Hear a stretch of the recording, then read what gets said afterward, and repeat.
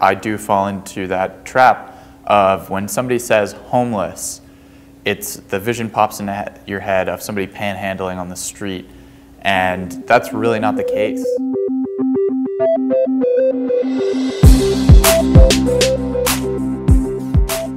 The simple solution is to build a lot more houses, but obviously funding isn't really available for that.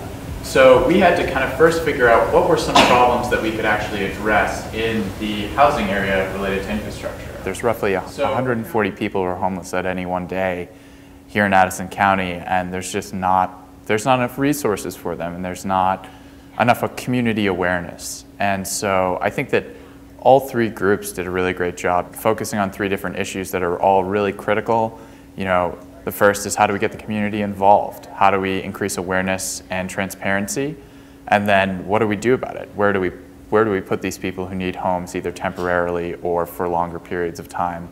And then once there, the education and training section really comes in and says, well, here's what we can do to get them back on their feet on their own.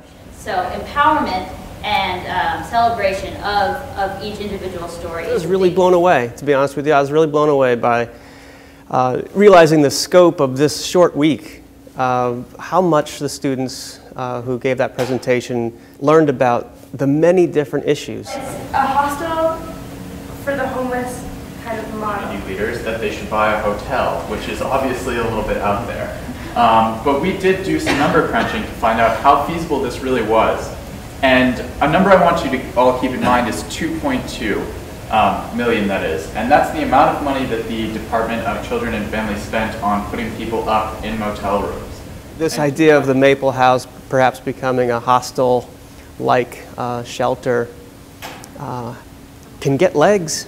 It needs some funding, but I think the interest in the community will be there, and it can happen, and I hope it does, for the sake of the people that I know by name who need a place to stay tonight.